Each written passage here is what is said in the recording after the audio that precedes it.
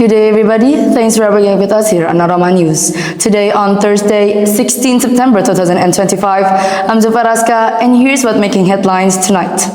Today, nature's voice is no longer a distant whisper. It is a global alarm echoing through collapsing ecosystems, raging wildfires, and rising seas. According to the Intergovernmental Science Policy Platform on Biodiversity and Ecosystem Services, 1 million species are facing extinction, with many expected to disappear within decades. The voice of nature is no longer a distant echo. It is urging us to act now. According to the IPBS Global Assessment, biodiversity is declining at an unprecedented rate. Some 40% of amphibian species, nearly one-third of performing corals, and more than a third of marine mammals are at risk of vanishing within decades. What's more, ecosystem critical to our survival, like rainforests and coral reefs, are collapsing while glaciers melt faster than predicted. The United Nations warns that the climate-related disasters have tripled in the last half-century, costing millions of lives and trillions in damages. Populations decline are staggering.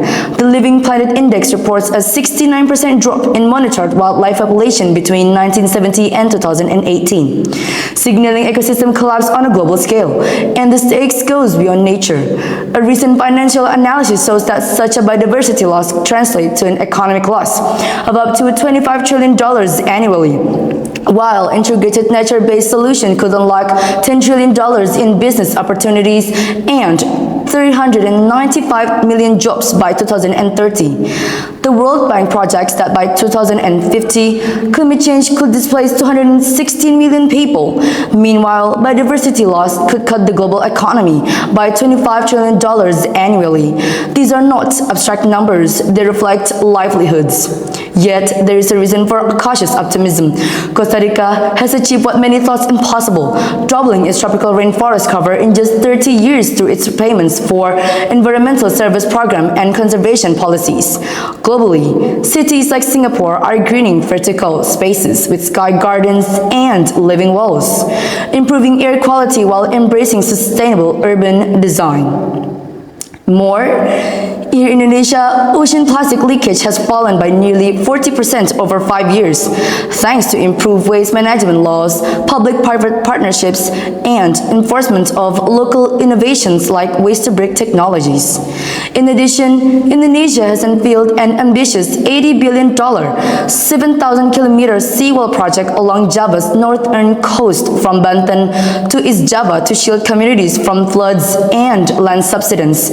President Prabowo Subianto said the government is forming a dedicated agency and seeking foreign investment to deliver the project, as sea level are rising at more than 4 millimeters per year. While vital, experts warn that the plan may take decades and may shift erosion elsewhere. Still, experts warn that even these successes aren't enough.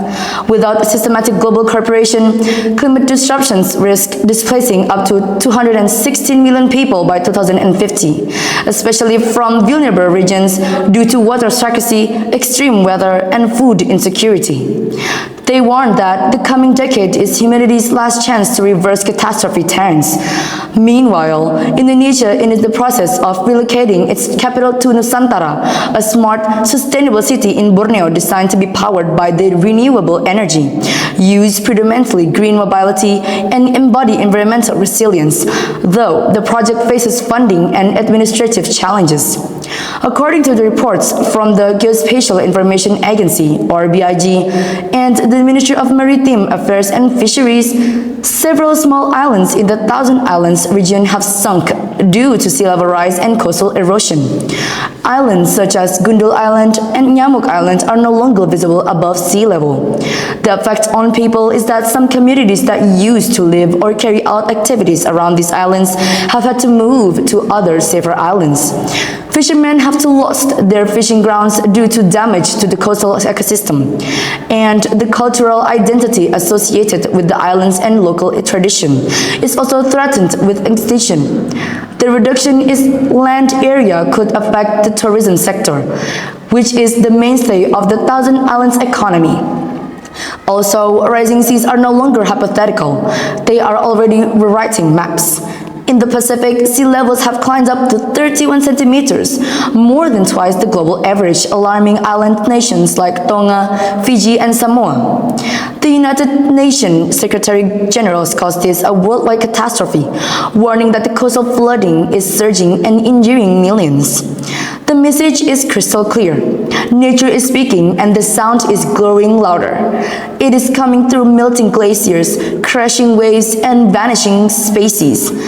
And while some parts of society are listening with conservation, innovation, and systematic response, we are still far from universal compliance. This is not only an environmental crisis, it is a humanitarian one, touching food security, economies, health, and our very identity. The voice of nature is not a whisper anymore. It is demanding to be heard. The question is not whether we've heard it, but whether we will rise to answer. This is ROHMAH News, reporting on a planet whose voice is urgent and ignorable. The future is listening, will respond. I'm ZHUFAIRAH, signing out.